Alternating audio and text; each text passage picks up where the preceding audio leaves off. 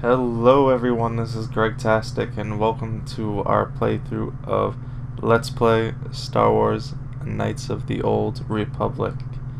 I'm pretty excited to play this game. We're gonna just check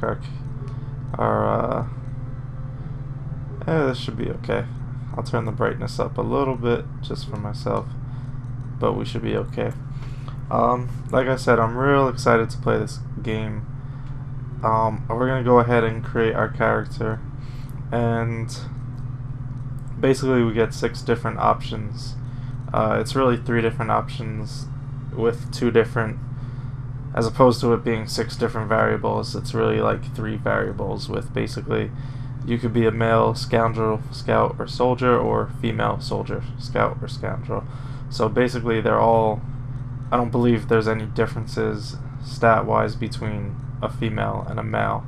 I think it just gives people the option to play the gender that they want to play. And since I'm a guy, I'm going to play a guy. And the character creation is pretty basic. You know, this game came out in 2003, so you don't have a whole lot of options to choose from. And I'm not feeling the buzz cut. I'm gonna choose this guy.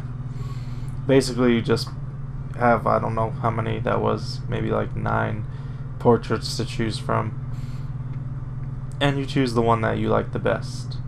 Attributes, we're going to be able to work on these throughout the game, and obviously different attributes are going to affect different aspects of the game. So strength, for example, is going to affect how hard you attack with melee weapons.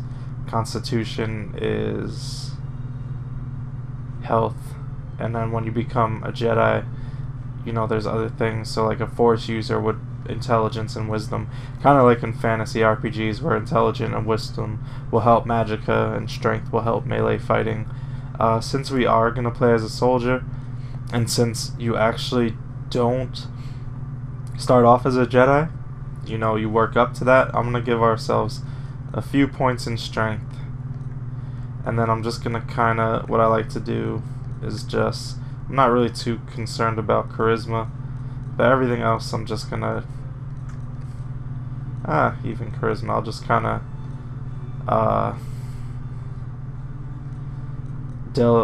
divvy it out a little evenly so that we're not too, besides for the strength, I'm going to allow everything to kind of stick together. Then skills, as we, skills are like actual things in the game as far as hacking computers, setting up demolitions, being stealthy, etc., that we could use. I'll tell you right now, I'm not a big stealth fan, and I'm not a big persuade fan. I don't like playing games stealthily, especially an RPG, and I'm not really trying to. I guess the persuade could bring up some interesting conversation routes while you're playing the game, but I'd rather focus on stuff like how I treat injuries, and I believe we're gonna get a character that's good at like opening doors and the other stuff. So we're gonna put some points into treat injury, some points into demolitions, so that when we come across demolition, because demolitions not only controls how you set up demolitions, but also how you can what's the word I'm looking for? Disengage them. That's not the right word, but basically not get hurt by them. Recover them to use for yourself. Put some points into computer use and awareness. Oh, I don't have enough. Well, oh, computer use was 2. So we'll do it like that. The only ones I'm really not interested in are stealth and persuade, but even persuade kind of has its benefits. And then you see every every skill has a related attribute, so you know demolitions will also be affected by the intelligence that we have. And then feats, every level you get different feats, and they're just basically different types of moves you could use or different armor proficiencies that you could have. One thing I like to focus on is 2-weapon fighting. Another, I kind of ignore, you see there's like critical strike is a blaster type thing. I kind of ignore the blasters because I focus on like melee, there's toughness, there's dueling, what I'm actually gonna spend mine on is a flurry attack, and I kinda, which is when you have a melee weapon, it attacks faster and more often. And I ignore the blaster stuff because eventually you're gonna become a Jedi, and as a Jedi you're not gonna want to be sitting there with a blaster, so I feel like it's a waste of time to put points or feats into blasters when I feel like there's other stuff you could set up better for when you become a Jedi, because with a lightsaber you could use the flurry attack, or you dual or two-hand wield lightsabers as opposed to just wasting the feats on blasters. And then we're gonna choose a name. I'm gonna just choose a random name when I find something that I like, but I'm not gonna go at it for too. Braun Crayson, that will be our name. I don't really care what our name is, and I'm not gonna think of my own. Actually, I changed my mind. Why not? How do I delete? Delete. Whenever I play like Elder Scrolls games or whatever, I always name my character Ewon. And then we have to come up with a last name, and okay, nobody's gonna get this, but we're totally playing Elder Scrolls right here instead of I'm thinking X is backspace when it's not. So our character's name is gonna be, oh no, we can't do it? Alright, hold on. I'm spending way too much time on this, but we're gonna do it like that. Ewon Scribkiller.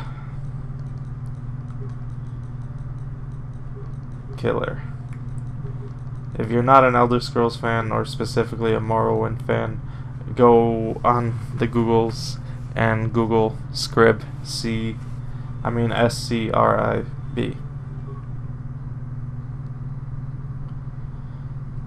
And we're gonna load the game. Since it's on a hard drive, I kinda save you guys some of the normal loading times that we would be going through.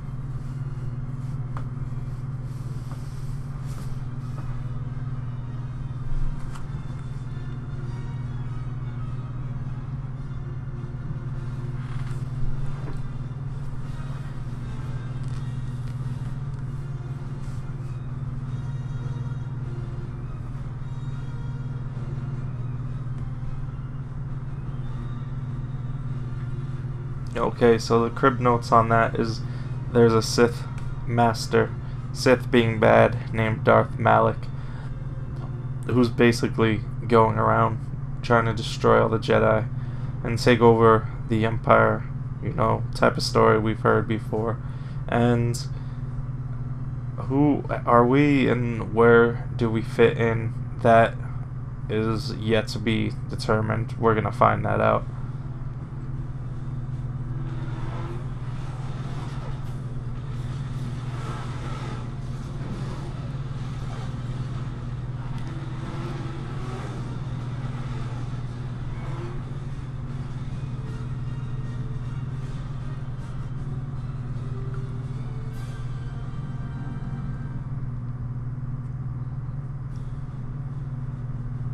And there we are, trying to get a good night's rest, but being attacked on our ship.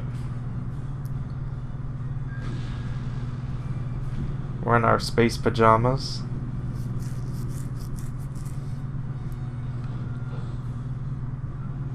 We've been ambushed by a Sith battle fleet. The Endar Spire is under attack. Hurry up, we don't have much time. Well, the Endar Spire, what is that? Fall out of your bunk and hit your head? I guess so. The Endar Spire is the ship we're stationed on. This ship. You probably don't even know who I am. I do not know who you are. Ensign with the Republic fleet. I'm your bunkmate here on the Endar Spire. We work opposite ships. I guess that's why you haven't seen me before. Now hurry up. We have to find Bastila. We have to make sure she makes it off the ship alive. And who's Bastila? Bastila is the commanding officer on the Endar Spire. Well, not an officer, really. But she's the one in charge of this mission. One of our primary duties is to guarantee her survival in the event of an enemy attack. You swore an oath just like everyone else on this mission. Now it's time to make good on that oath. I've heard all about your reputation. Elite combat training, tops in your class. It's no wonder you were handpicked for this mission. Word is the officers haven't seen a recruit with your kind of potential in 20 years.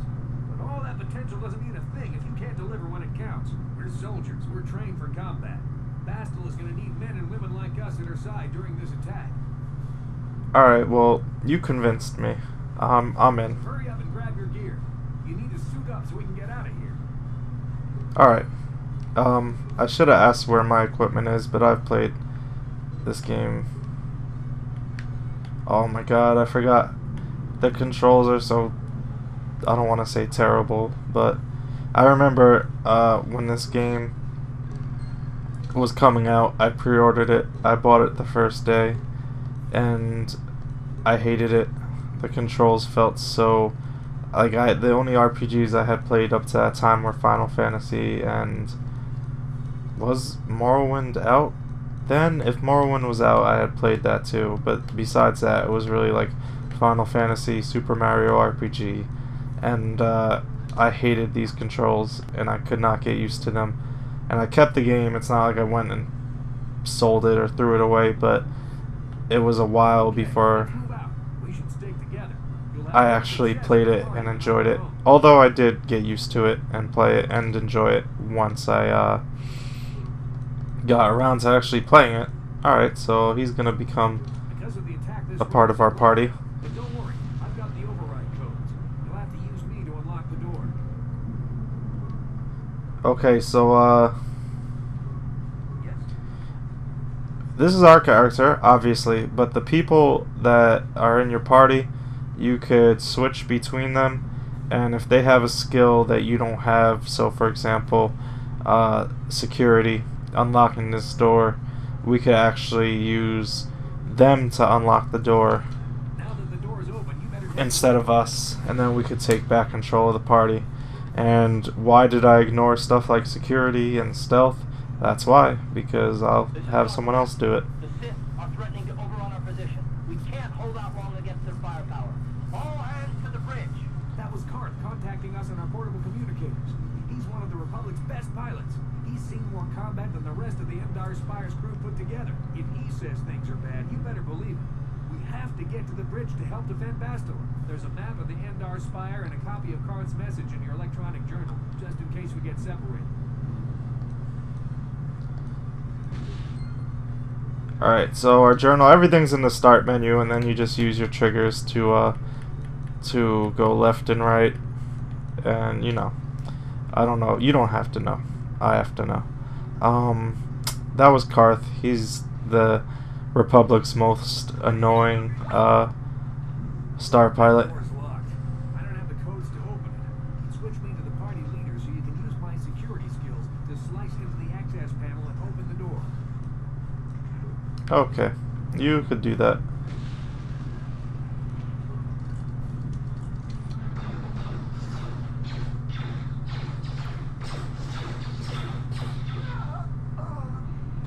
These Sith must be the advanced boarding party for the Republic.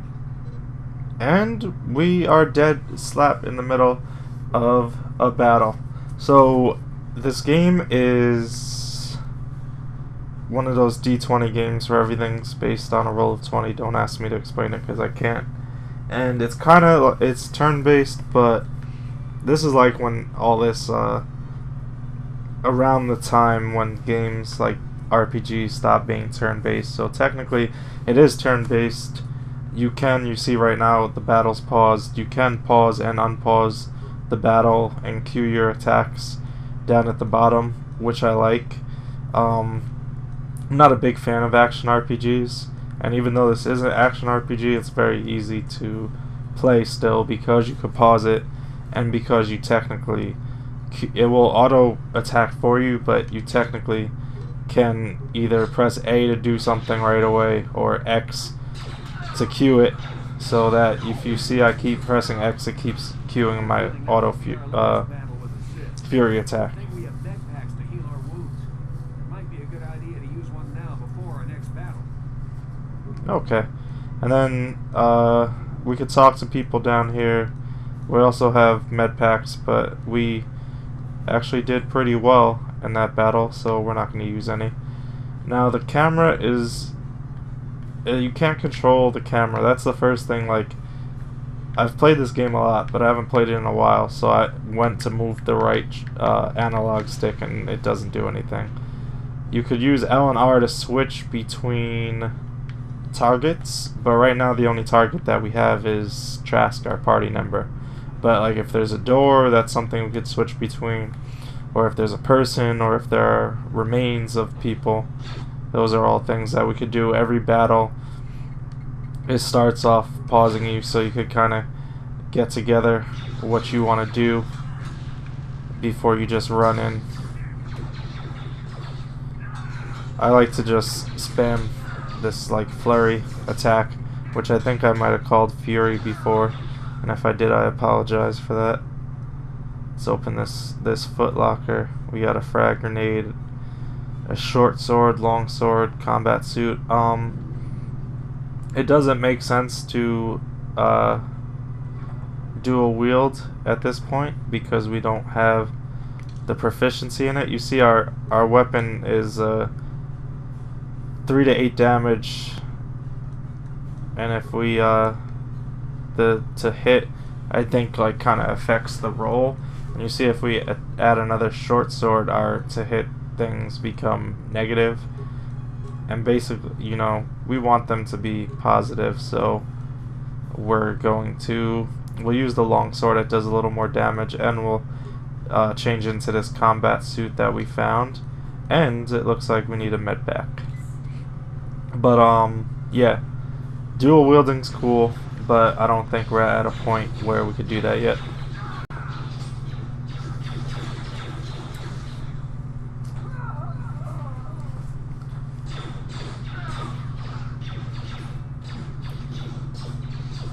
That's dirty. They just threw a grenade at their own person. And what I like to do, my little trick that I always do is like, come on, let me see. Alright. So we haven't like really turned the corner yet. And I like to just throw a frag grenade before they could even see that you turn the corner. And then you just have to go, well, yeah. That's what I like to do. I forgot there were so many of them though. I thought, did we take out 2? I think we took out 2 of them. Alright. Now, before we continue on, like I said, we want to make sure to search the remains of the people that you defeat. Because we got a med pack, another med pack, another frag grenade, so basically everything we used in that battle we got right back. It's a dark Jedi. This fight is too much for us. We gotta stay back. All we do is get in the way. Speak for yourself, Trask.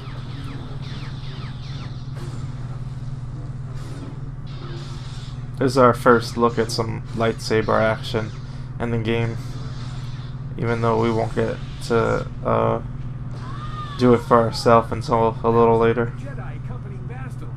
Damn, we could have used her help. I guess they were just sitting back and watching too, so we don't have to feel too bad about the fact that we didn't try and help, I guess.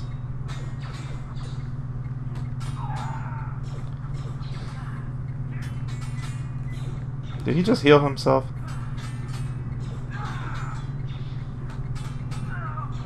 And Trask, are you helping me? I'm not feeling very helped. Get some Republic credits. That's gonna lead us to the bridge. Let's make sure there's nothing else we could search. Nope.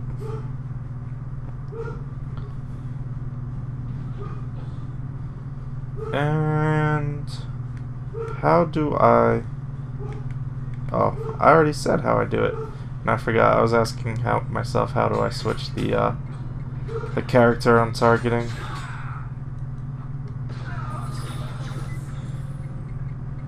Well, I just leveled up, if you didn't see down at the bottom.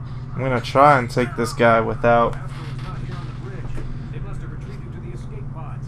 We better head that way too. Sith want Bastila alive, but once she's off the ship, there's nothing stopping them from blasting the Endar Spire into galactic dust. I was gonna say I was gonna try and not heal myself in that battle, because when you level up it restores your HP, which is nice.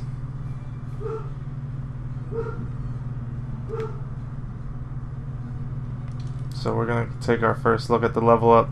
Level up's just like when you create the character to begin with, but you don't have, obviously you're not gonna rename him, and you don't always have abilities or skills, you know, what you could, you know, the points that you have and stuff just changes. I'm gonna save the point for now. And for feet, I'm going to get ready.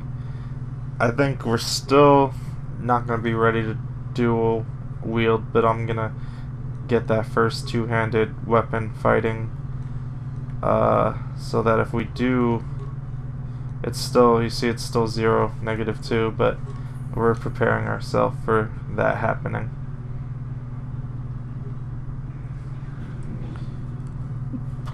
Alright.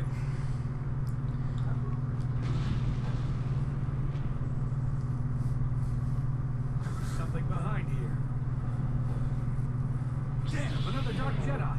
I'll try to hold him off. You get to the escape pods. Oh, well, good luck with that, Trask.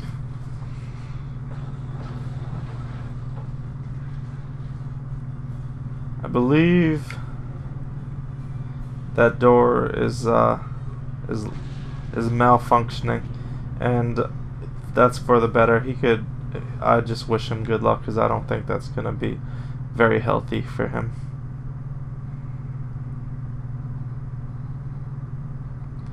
I have a feeling that character is dead. On your personal communicator. I'm tracking your position through the Endar Spire's life support systems. Bastila's escape pod is away. You're the last surviving crew member on the Endar Spire. Now, I can't wait for you much longer. You have to get to the escape pods. So, let's do another sneak attack with our frag grenade. There's two reasons I really wanted to play this game. The first, I've beaten this game. I've played this game quite a bit. I think I've only beaten it once, but I've been like through the game multiple times, but I've only like completely finished it once. But I never beat KOTOR 2.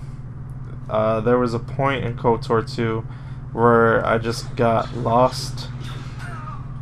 This happens sometimes playing games. I just got lost, and then when I didn't know what to do, and you didn't, like, you had... There's a whole squad of Sith troopers on the other side of that the damaged assault droid to help you, if you have enough repair parts.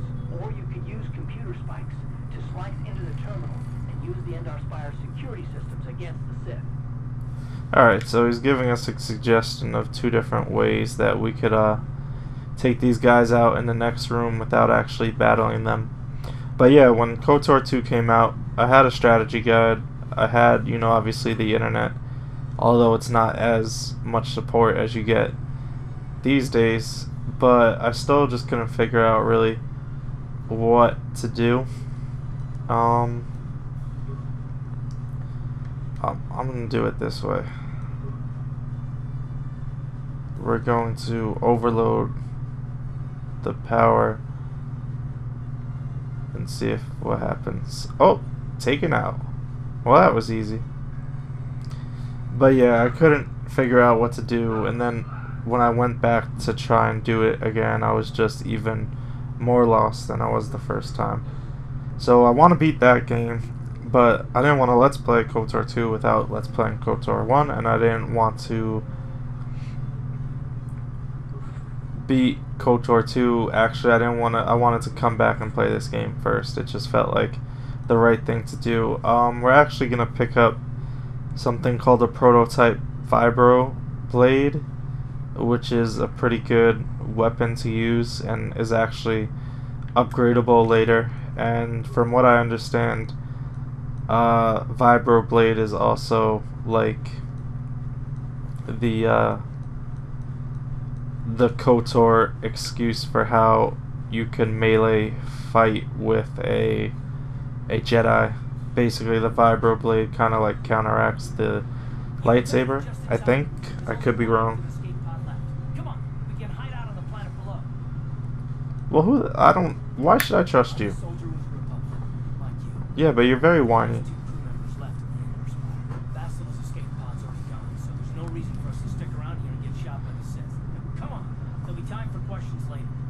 Alright, I guess you don't give me much of a choice if I want to continue with this game's plot. I think we did everything in here, so let's go.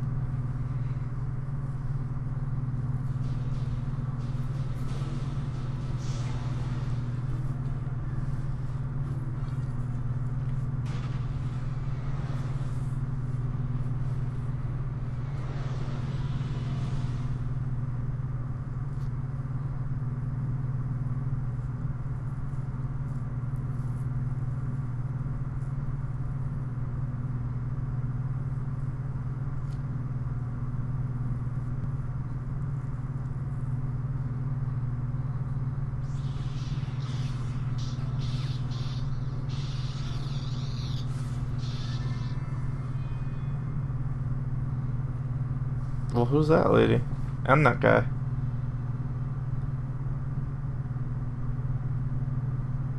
And where are we? Right now.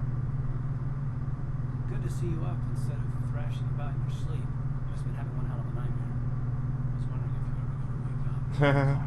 One of the Republic soldiers from the Endar Spire. I was with you when you escaped behind. Yeah, I remember. I just don't remember anything else.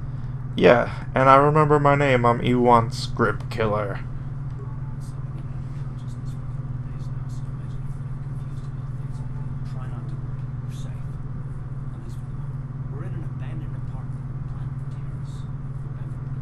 We're safe. We're in an abandoned apartment. I was able to drag you away from our crash site with the confusion, and I stumbled into this abandoned apartment. By the time the Sith arrived on the scene, we were all gone. The Sith? The force is under Sith control. Their fleet is orbiting the planet. They've declared martial law, and they've imposed a planet-wide quarantine. But I've been in worse spots. I saw on your service records that you understand a remarkable number of alien languages. It's pretty rare. But it should come in handy while we're stranded on the foreign world.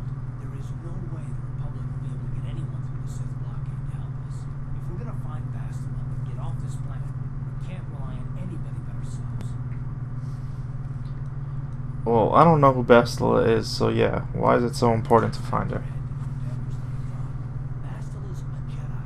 She was with the strike team that killed Darth Revan, Malak's Sith master. Bastila's the key to the whole Republic war effort. The Sith in the system. I believe Bastila was on one of the escape pods that crashed on here in Tiras. For the sake of the Republic war effort, we have to try and find her.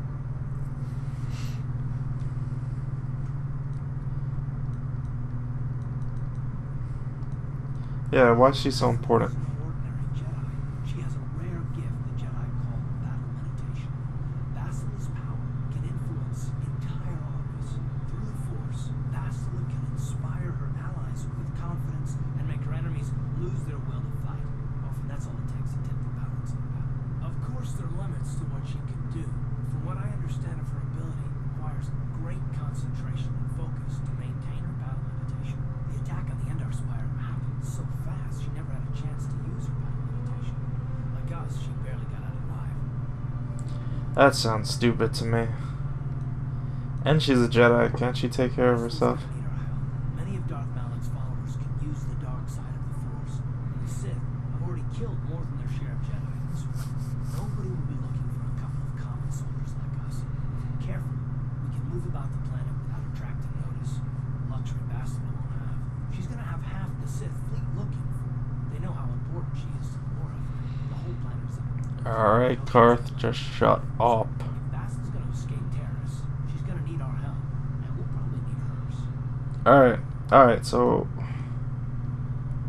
yeah, basically, if it means getting off the planet, I can help you. Gonna need to work together if we're gonna survive.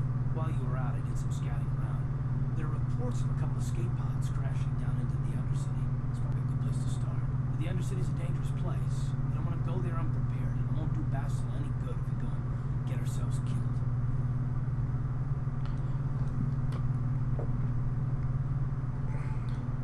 Good idea. We can use this abandoned apartment as a base. We can probably get some equipment and supplies here in the upper city. Just remember to keep a low profile for some grim stories. Oh, I don't know how to keep a low profile. They say the Force can do terrible things to the mind. Wipe away your memories and destroy your very identity. But I figure if we don't do anything stupid, we should be okay. I mean, after all, we're looking for Bastila and a couple of grunts like us. Alright, soldier, let's move out. Alright, and we're going to continue our adventure and look for Bastila and try and get the hell off this planet the next time we play Star Wars Knights of the Old Republic.